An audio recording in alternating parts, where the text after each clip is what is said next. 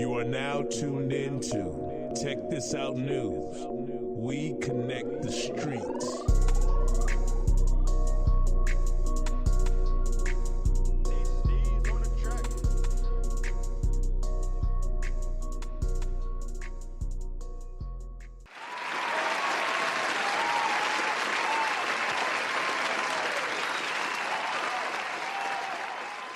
So it goes down each and every week. It's Check This Out News, and I got Mike Johns on the line. Time for us to dive right in, man. So many different things going on. Mike, how you doing? Man, everything is good. We got a lot going on in the world of technology, let me tell you. Let's talk about it, man. It is back to school season. Obviously, every year around this time, so many millions of kids getting back into the groove of things, man. And I know a lot of students everywhere are getting ready for their classes, both high school and college. Now, tell me about this class that every student needs to be taking. Man, right now I have to say for parents, I would encourage your sons and daughters to take this particular class. Students getting ready to register, figuring out what classes to take. Data Analytics 101. Say it again. Data Analytics 101. That is the course. I highly recommend it here at Check This Out News. Everything we do is pretty much governed by data, from determining what your next purchase is all the way to who will be the next president. I'm from the old school. Market research was all about studying the past and from that making calculations, but now it's about data and being able to predict what's happening in the future. I like to always say data is the new oil, data analytics is the petroleum. Oh, wow. That's strong right there. Now, there's been a surge, Mike, in the use of cameras. It seems like cameras are everywhere. Street light, and of course, everybody's phones. But you sent over some information talking about billions of cameras, and we ain't talking about McDonald's.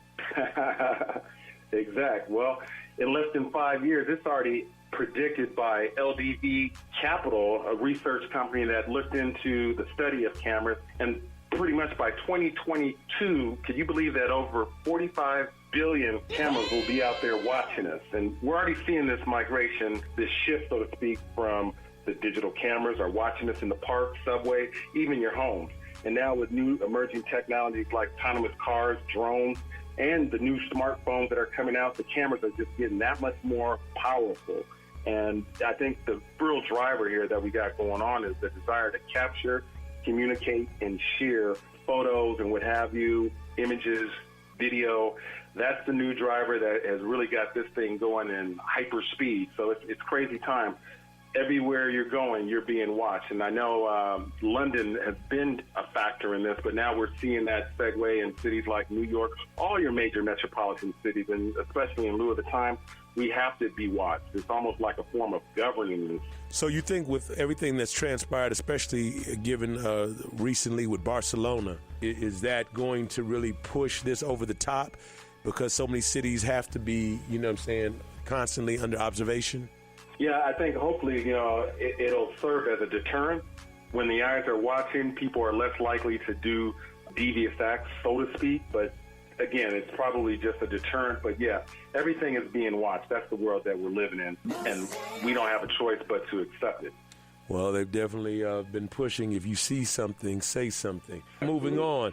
Pilotless planes. I can tell you this, Mike. I don't know about boarding a plane and being comfortable with an automated pilot speaking to me. Well, a new report recently was released in which, done by the UBS, really what we have going on here is that pilotless plane could potentially save $35 billion for the airline industry. You look at this type of technology would be able to reduce human error, and then in addition, the airline industry, they're saving money big time because they don't have to pay pilots or even worry about a pension. But I will reemphasize the fact that it is alleged that pilotless planes, just like autonomous cars and what have you, will be big in reducing human error. Now, Boeing is one of the first of the airline industries that is looking to test this new technology next year. So it is quite interesting. One of the things that I found very bizarre is that in this research done, older people are more leery to fly these pilotless planes, while younger folks would be more apt to giving it a chance. So it's interesting that next red-eye flight LA to New York might be pilotless by the year 2025, and it's around the corner, or maybe even sooner than that. All right, so that sounds like the humanization of technology with these pilotless planes. Switching gears to something that's kind of similar once you get on a plane. Body scanners, everybody knows about that with the TSA, but now it seems like it's going to be expanded with LA jumping out there first with their subway system. Is that correct, Mike? LA is leading the charge in terms of safety on the subway due to the times that we're in. You know, there's been a rise in terrorist threats from all over the country. We see what's going on in the UK, Barcelona, on our own American soil. So now subway systems across the country is definitely vulnerable to attack. LA is really stepping it up by having body scanners being inserted into the subways. I think this will be a new change that we're going to see across the country, starting with LA, then moving its way to the other major cities like the New York, Chicago, Atlanta, the Bay Area, and what have you. And it's sad. I mean, this is the time that we're in where, you know, these are vulnerable places. You'll see these scanners being implemented even at football games. Got the football season just about to kick in. We're going to need scanners in everything. Very interesting right there. Let's switch gears and talk about one of the world's richest men and his philanthropic efforts. Bill Gates doing it big. Bill Gates, the world's richest man, has donated over $4.6 billion in charity since both he and his wife Melinda set up their foundation. As you know, Gates has created the Giving Pledge back in 2010 with billionaire investor Warren Buffett. What's interesting is that both have been joined by over 168 other members who given majority of their wealth in charity. Big moves by both Warren and Bill Gates. Got to salute that. And interesting, I don't know if people out there in Radio Land knows this, but the Bloomberg Billionaire Index values Bill Gates at over $86 billion as of last week, while Amazon CEO ranks number 2 at $84.5 billion. You talk about supreme ballers. These two are leading. They're at the forefront. Big salute. That's what it is, man. Let's switch gears and take it across the water to the continent, as in Africa. Nigeria, certainly the most populated country in sub-Saharan Africa, is making some aggressive technological strides. What are they doing, man? Nigeria is the gateway to Africa, and they're really raising the bar right now by introducing a new national identity electronic card, in which they can have accountability to its citizens. Nigeria's commission has already enrolled over 18.5 million Nigerians with the national identity card, but they still have over 170 million to go. So that's basically less than 10% of the total population. But this is actually taking place similar to what's already went down in India, actually, with its 1 billion population. So it's a great move for Nigeria and just basically having accountability of its citizens with its card. Some of the challenge, however, that the commission is facing is what happens with card replacement, renewals, expiration, or if citizens change their name. So they still got a long way to go, but they are making strides and stepping up to the digital age with their new EID card. Dope. Well, I need to go ahead and introduce one of the newest members of our team, going to be assisting us in reporting on all the entertainment technology that's available. And her name is Christen Henley. Christen, what's good with it?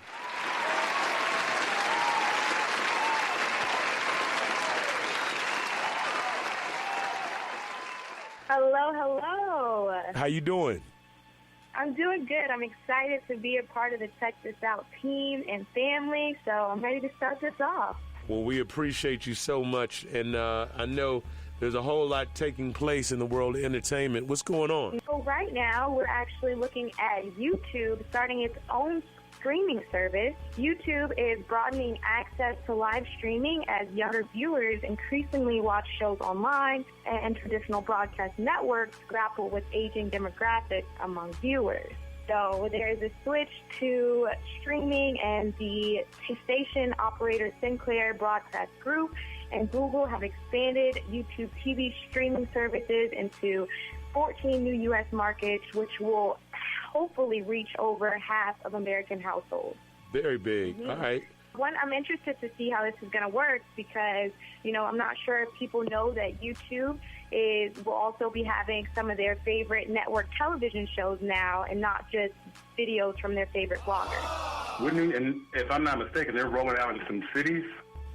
Yes, so those new markets include Boston, Cincinnati, San Antonio, and Austin and Indianapolis are among the cities that will launch in a few weeks. Dope. I'm hearing a lot about these shows being hacked and like hackers are targeting television. Yes. A lot of your favorite shows.